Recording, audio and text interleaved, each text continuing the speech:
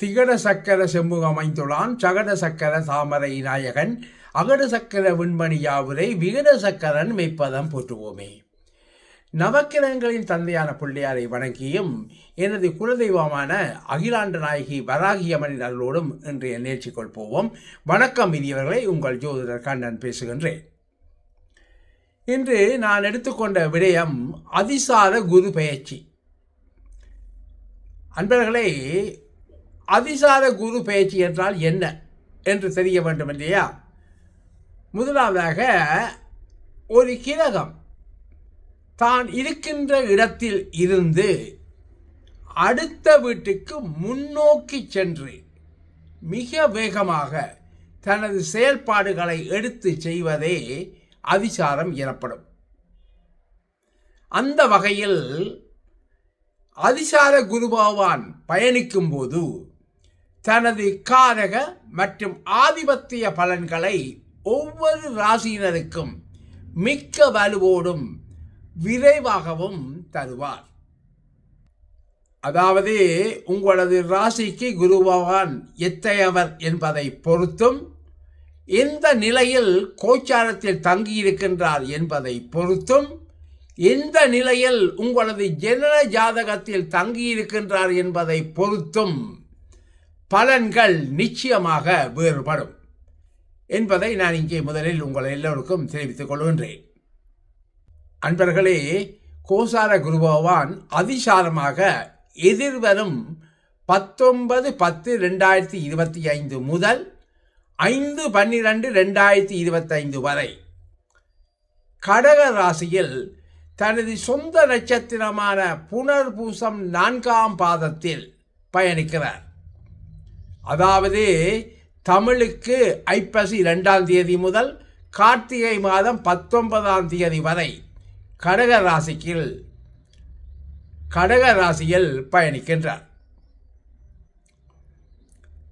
இதே சமயம் கோசார குரு பகவான் கடக ராசியில் அதிசாரமாக உச்சம் பெற்று நேர்கதியில் எதிர்வரும் 19/10/2025 முதல் 11/11/2025 வரை, அதாவது தமிழுக்கு ஐப்பசி 2ஆம் தேதி முதல் ஐப்பசி 25ஆம் தேதி வரை தனது சொந்த நட்சத்திரமான புனர்பூசம் 4ஆம் பாதத்தில் சரியாக 24 நாட்கள் பயணிப்பார்.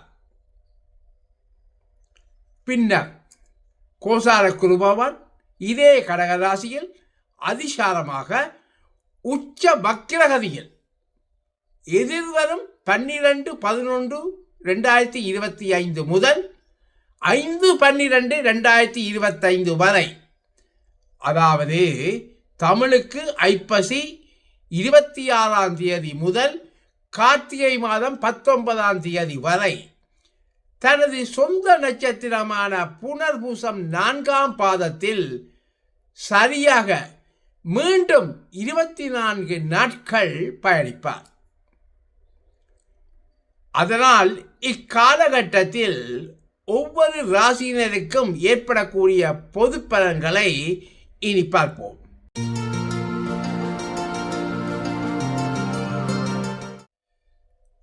மிதுன ராசி அன்பர்களே, உங்கள் மிதுன ராசிக்கு 7ஆம் வீடான கலஸ்திரஸ்தானத்திற்கும் 10ஆம் இடமான தொழில் ஸ்தானத்திற்கும் அதிபதியாக வருகின்ற குரு பகவான் உங்களது ராசிக்கு 2வது வீடான தனம் வாக்கு குடும்பஸ்தானத்தில் கடக ராசியில் தனது நட்பு வீட்டில் உச்சம் பெற்று நேர்கதியில் பயணிக்கின்றார். அதனால் பொதுவாகவே உங்களது வருமானம், பொருளாதாரம், பேச்சு வல்லமை, கொடுத்த வாக்கை காப்பாற்றுவது, கணவன் மனைவி ஒற்றுமை போன்ற இந்த விஷயங்களில் ஓரளவுக்கு நல்ல பலன்களை நீங்கள் எதிர்பார்க்கலாம். மேலும் உங்கள் மிதுன ராசிக்கு 7, 10வது வீடுகளுக்கு அதிபதியாகிய குரு பகவான் அரை பங்கு நட்பு கிரகமாகும். அந்த வகையில் 7ஆம் வீடான கலஸ்திர வீட்டுக்கு அதிபதியாகி குரு பகவான் உங்கள் ராசிக்கு 2இல் உச்சம் பெற்று மறைந்தாலும் தன் வீட்டிற்கும் 8இல் மறைவது ஒரு வகையில் நல்லதுதான்.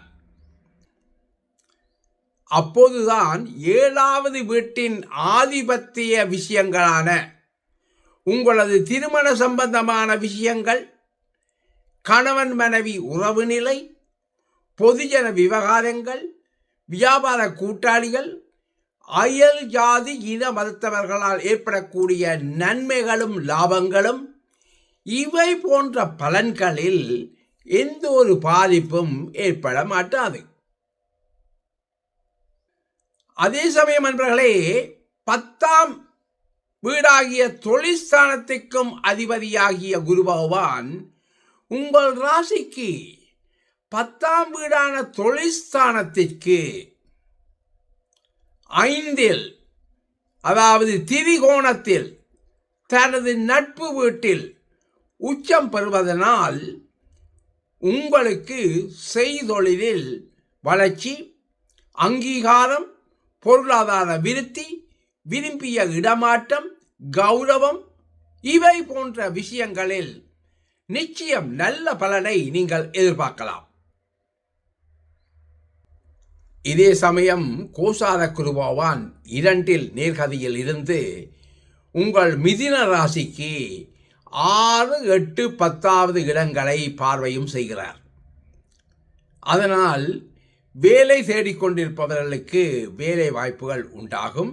அதே சமயம் உங்கள் சுயஜாதகத்தில் 6ஆம் இடம் 10ஆம் இடம் சம்பந்தப்பட்ட திசாபுத்தி நடப்பில் இருப்பின் உறுதியாக இது சாத்தியமாகும். மேலும் வெளியூர், வெளிமாநிலம், வெளிநாடு சென்று பணிபுரியும் முயற்சியில் காத்திருப்போருக்கு அதற்கான வாய்ப்புகளும் நிச்சயம் அமையும். அதே சமயம் உங்களது சுய ஜாதகத்தில் 3ஆம் இடம் 9ஆம் இடம் சம்பந்தப்பட்ட திசாபுத்திகள் நடப்பில் இருப்பின் உங்களது வேலை சம்பந்தமான விரும்பிய மாற்றங்கள் உண்டாகும். அத்துடன் நண்பர்களே, உங்களது சுய ஜாதகத்தில் 12ஆம் இடம் சம்பந்தப்பட்ட திசாபுத்தி நடப்பில் இருப்பின் உறுதியாக உங்களது வெளிநாட்டு முயற்சிகளும் கைகூடும். மேலும் சொந்தமாக தொழில் செய்வோர்களை பொறுத்தவரையில் தத்தமது தொழிலில் நல்ல வருமானத்தை பெறுவீர்கள். மிதுன ராசியினருக்கு ஆயுள் ஸ்தானத்தை குரு பகவான் பார்வை செய்வதனால் நல்ல ஆயுள் பலம் உண்டாகும். மட்டுமல்ல, வெளிநாட்டு வாழ்க்கை மற்றும் குறிப்பாக லோட்டரி, ஷேர் மார்க்கெட் போன்றவற்றால் திடீர் அதிர்ஷ்ட வாய்ப்புகளும் உண்டாகும். அதே சமயம் உங்கள் சுய ஜாதகத்தில் 5ஆம் இடம் 11ஆம் இடம் சம்பந்தப்பட்ட திசாபுத்தி நடப்பில் இருப்பின் இது சாத்தியமாகும். அன்பர்களே, முக்கியமாக உங்கள் சுய ஜாதகத்தில் குரு பகவான் கடக ராசியில் உச்சம் பெற்று தங்கி நேர்கதியில் பயணிக்கும் போது அங்கு ஜனனகால குரு பகவான் மீது இந்த கோச்சார குரு பகவானும் சென்று நேர்கதியில் பயணிக்கும் இந்த நேரத்தில் சகலவிதமான சுபகாரியங்களும் உங்களுக்கு இடம்பெறும்.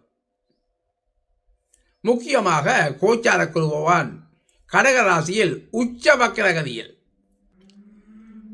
வக்ரகதியில் பயணிக்கும் போது உங்களது ஜனனகால ஜாதகத்தில் குரு பகவான் இதே கடக ராசியில் வக்ரகதியில் இருப்பின் அல்லது சூரியன் சந்திரன் தவிர்ந்த ஏனைய பிற கிரகங்களில் ஏதாவது கிரகமாவது வக்ரகதியில் இதே கடகராசியில் இருப்பின் உங்களுக்கான நற்பலன்களின் அளவு கூடுதலாகவும் வேகமாகவும் கிடைக்கும். சரி நேயர்களே, மிதுன ராசிக்கான அதிசார குருவின் பொதுப்பலன்கள் கேட்டீர்கள். மீண்டும் சந்திக்கும் வரை அன்பு வணக்கம் கூறி விடைபெறுவது நியூசிலாந்திலிருந்து உங்கள் ஆஸ்ட்ரோ கண்ணன். வணக்கம் நேயர்களே.